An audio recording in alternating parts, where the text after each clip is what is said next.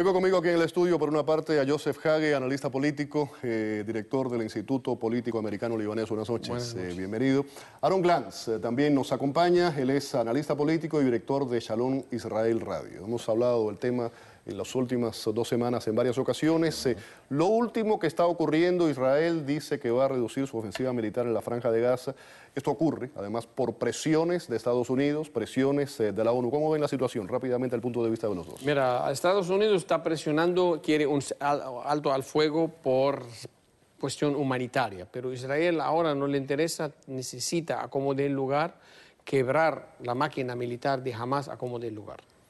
Israel, y hoy lo dijo el primer ministro Netanyahu muy clarito, el Consejo de Seguridad se ocupa de lo que necesitan los asesinos de Hamas. Y hasta que no se termine con el grupo terrorista Hamas, es muy difícil poder hacer un equilibrio y sentarse a negociar paz. Ahora, hay varias propuestas. Esta de la que estamos hablando, la última, la de Estados Unidos, ¿tiene algo que ver? ¿Tiene los mismos puntos de la original de Egipto? ¿El Cairo lo han sacado de todo esto y han puesto a Qatar específicamente? ¿Y qué significa eso para los israelíes? Mira, ahora ya se ha ampliado el conflicto a regional.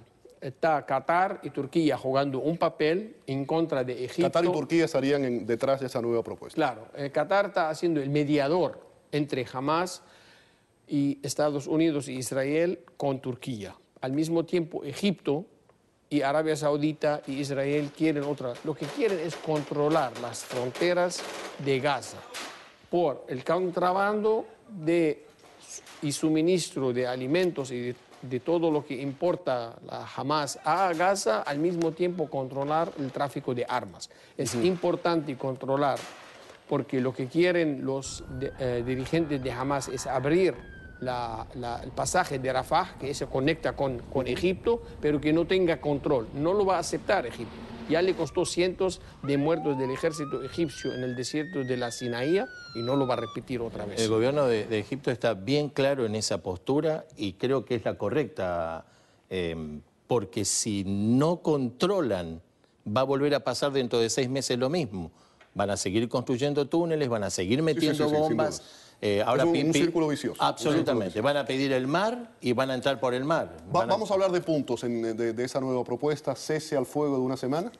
Una semana. De una semana. O 12 días. Ahora, hay una serie de puntos que me pregunto si se contemplan dentro de esta propuesta. El tema de la desmilitarización de la Franja de Gaza. Ellos jamás dijo que no lo iba a aceptar. La neutralización de los túneles. Mira, Hamas está dispuesta quizás a negociar todo menos la desmilitarización de Gaza. Tal cual. Ellos no quieren salir. Entonces es un punto muerto, es un choque de trenes que no va a ninguna parte. Es un choque muerto porque Hamas, si no puede declarar Hamas un cese al fuego. Aparte del cese al fuego, sacar las armas. Una victoria. Tiene que reclamar una victoria, si no pierde todo poderío político.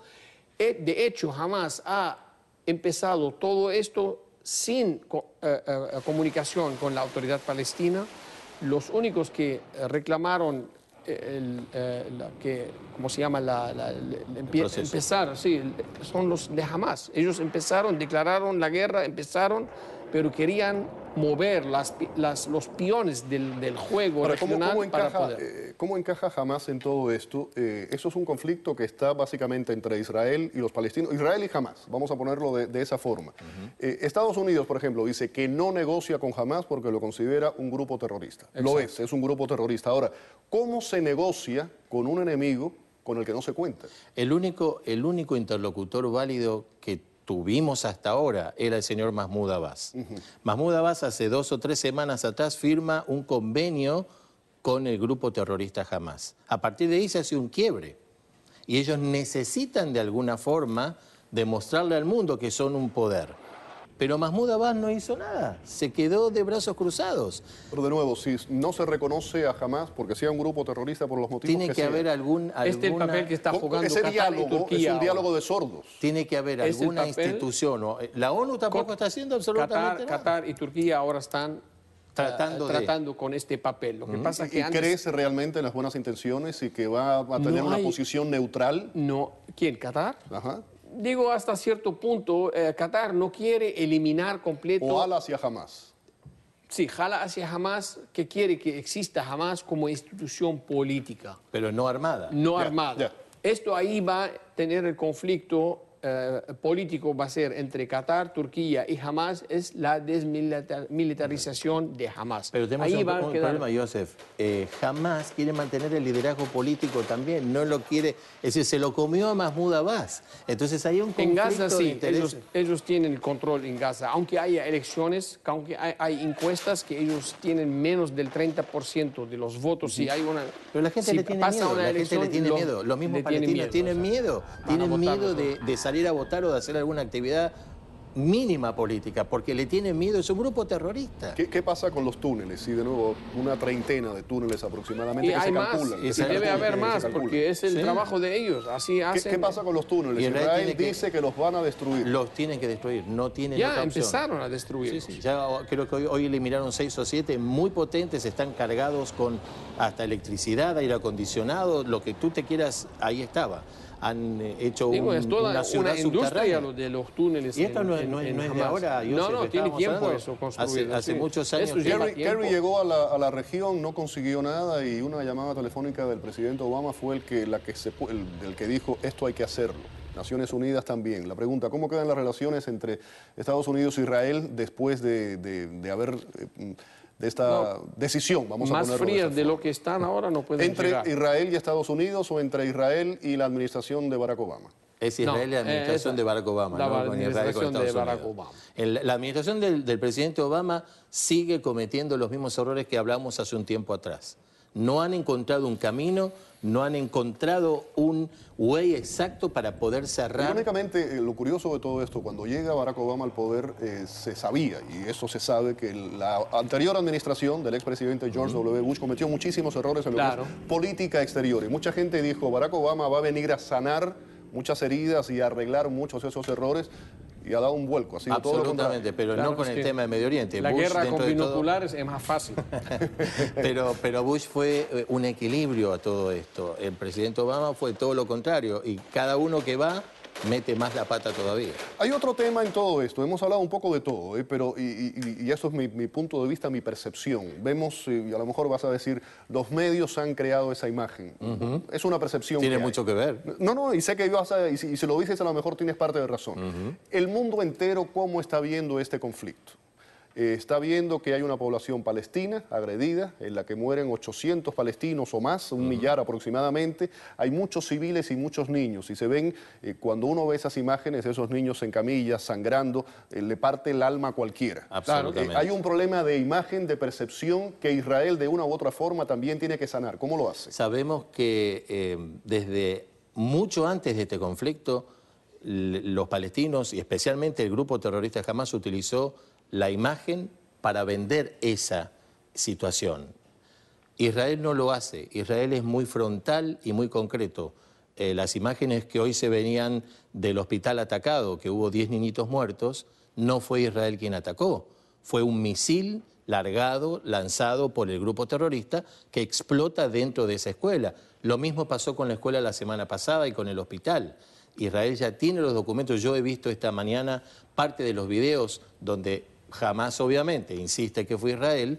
Israel tiene los vídeos, tiene la información y tiene las imágenes para demostrar que no fueron ellos. Vamos a terminar rápidamente. No, les pregunto, ¿hay voluntad de paz por los actores en este conflicto? ¿Ven que esto puede tener una solución? Israel siempre tuvo voluntad de paz, siempre puso toda la voluntad. No hay muchas heridas abiertas en todo esto. Hay muchas, hasta que esas heridas no que... cierren, esa paz no va a llegar. Hay que sacar a las Fuerzas Armadas dentro. El mismo pueblo palestino lo está pidiendo a gritos, los países árabes. Lo que hay que buscar ahora es, primero, el cese al fuego. Y después ahí manipular, manipular el proceso político de una manera de que jamás pueda reclamar de nuevo, algo al menos político. ¿Cómo se negocia con un enemigo que no reconocemos, con el cual decimos no hay diálogo? No van a reconocer, es el problema. Lo que pasa es que jamás Pero ¿cómo se negocia entonces? ¿Cómo se usa la diplomacia? Los mismos pueblos árabes o los mismos palestinos tienen que resolverlo. Exactamente, el mismo pueblo palestino tiene que... Israel no puede terminar militarmente con Hamas. Hamas es un pueblo, un cierto Parte porcentaje del pueblo palestino. palestino. Si vamos a tomarlo el 15%, que es lo mínimo de la Franja de Gaza, estamos hablando de 250.000 personas. Pero es un 15%. Es un 15%. Entonces, Y tiene que haber un mismos, representante válido claro, que pueda negociar. ellos mismos tienen que rechazar a la ideología de Hamas, juntarse a la autoridad palestina, que vamos a reconocer a este país, a ver cómo resolvemos a convivir. Uno acá, de aquí para adelante. En el 2005, Félix, cuando Israel le cede la Franja de Gaza, era en aras de que nunca más iba a haber un cohete. Del 2005 a hoy cayeron 5.000. Gracias a los dos por haber estado aquí en el programa. Joseph, Aaron, un placer tenerlos Buenas noches. aquí. Vamos a la pausa. Al regreso hay una polémica en Miami por una proclama para celebrar el Día del Nicaragüense aquí en Miami. Habían dicho que iba a ser originalmente cada 26 de julio. ¿Por qué esa fecha? Volvemos a continuación con los detalles. Pero antes, la desagradable sorpresa que se llevó la viuda de una de las víctimas del avión de Malasia derribado en Ucrania. La viuda de una de las víctimas del avión de Malasia Airlines derribado en Ucrania tuvo que cancelar las tarjetas de crédito de su esposo al descubrir que alguien compraba con ellas en tiendas ucranianas. Los primeros en arribar al lugar del siniestro fueron los insurgentes prorrusos, cuyas imágenes registrando las pertenencias de los fallecidos aparecieron en las redes sociales. Los líderes rebeldes ubicados en el lugar se justificaron diciendo que era un esfuerzo por intentar identificar a las víctimas, aunque nadie lo creyó.